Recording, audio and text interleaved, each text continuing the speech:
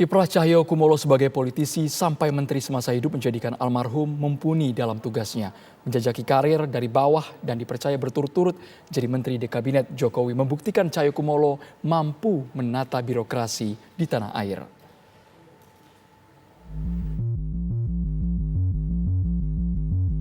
Semasa hidup, Cahyokumolo dikenal sebagai sosok pejuang demokrasi yang aktif berorganisasi. Sejak lulus kuliah Fakultas Hukum Universitas Diponegoro, almarhum mencalonkan diri sebagai anggota DPR RI pada tahun 1987. Perjalanan panjang di Gedung Senayan membawa dirinya menjadi wakil sekretaris fraksi PDIP pada tahun 1999 sampai 2002. Tak berhenti sampai di situ. Cahyo dipercaya menjadi wakil rakyat pada tahun-tahun berikutnya. Sosok yang begitu dekat dengan konstituen ini sempat dijuluki anggota DPR abadi karena menjadi legislator selama 6 periode. Hal ini membuktikan kiprah dan profesionalitas Cahyo di parlemen tak diragukan. Di internal PDI Perjuangan, Cahyo diberi mandat menjadi Sekretaris Jenderal PDIP periode 2010 sampai 2015. Bahkan ketika ramai soal tim transisi Jokowi dalam pembentukan kabinet, Cahyokumolo yang pasang badan menjelaskan tugas dan fungsi tim ini. Kita memberikan kebebasan. Toh Pak Jokowi juga tidak akan meninggalkan rel kok. Ada konstitusi negara, ada konstitusi partai. Saya kira semua nggak ada masalah. Karena apapun sebagai presiden terpilih yang nanti punya hak prerogatif, yang bertanggung jawab dalam sistem pemerintahan, kan Pak Jokowi. Kan partai sudah ada rambu-rambunya. Kami punya anggaran dasar rumah tangga, punya program kerja jangka pendek, menengah, jangka panjang. Kami punya 3 pilar struktur partai. Jadi sebagai kader partai wajar dong. Kiprah Cahyo di Gedung Senayan mengantarkan dirinya dipercaya Presiden Joko Widodo untuk bergabung dalam kabinet menjadi Menteri Dalam Negeri periode 2014-2019. Semasa menjabat sebagai Mendagri, berbagai terobosan dilakukan. Sosok yang dikenal ramah dan tegas ini. Cahyo meminta para aparatur sipil negara untuk netral dalam pilkada. Ia pun yang paling kontra dengan politik uang.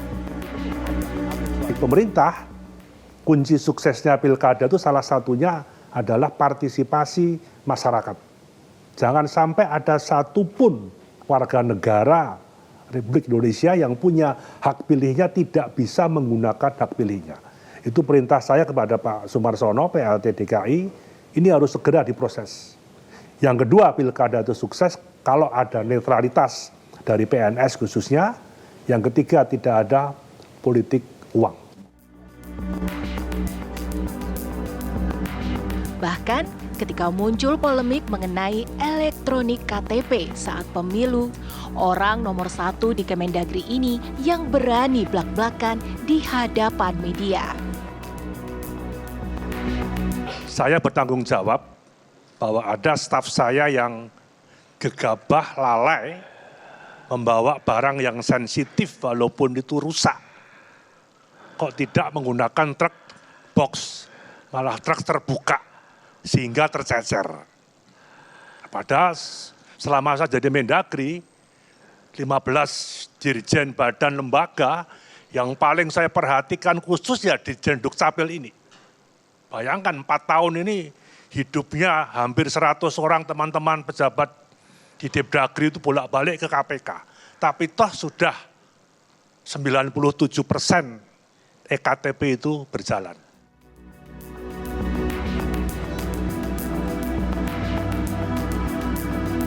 Di akhir masa jabatan periode pertama Jokowi, Cahyo pun mengemban tugas baru sebagai pelaksana tugas Menteri Hukum dan Hak Asasi Manusia. Walaupun hanya 20 hari dari 1 hingga 20 Oktober 2019. Secara prinsip saya tetap diminta untuk membantu beliau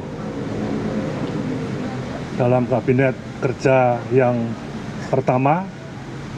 Saya juga menyampaikan terima kasih diberi kesempatan membantu beliau di Kemendagri, di Kepala BNPB, dan kemudian di akhir jabatan sempat ditunjuk sebagai PLT Menteri Hukum dan HAM. Kinerja Cahyo di Kemendagri ternyata memukau Presiden Joko Widodo. Ia kembali dilantik menjadi Menteri Pendayagunaan Aparatur Negara dan Reformasi Birokrasi pada 23 Oktober 2019. Selama menjabat jadi Menpan RB, Cahyo proaktif, apalagi ketika negeri dilanda pandemi. Ia kerap menggelar konferensi pers membahas mengenai sistem kerja dari rumah bagi aparatur sipil negara. Bagi instansi pemerintah maupun lembaga dan daerah dalam pelaksanaan tugas kedinasan yang berkaitan tentunya dengan ASN, dengan bekerja di rumah atau tempat tinggalnya, bagi aparatur sipil negara dalam upaya pencegahan dan meminimalisir penyebaran COVID-19 ini.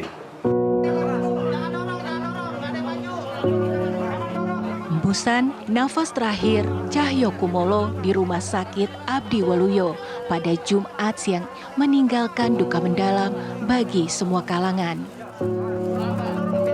Bukan hanya seorang politikus ulung, almarhum juga merupakan sosok birokrat yang memiliki kapasitas mumpuni.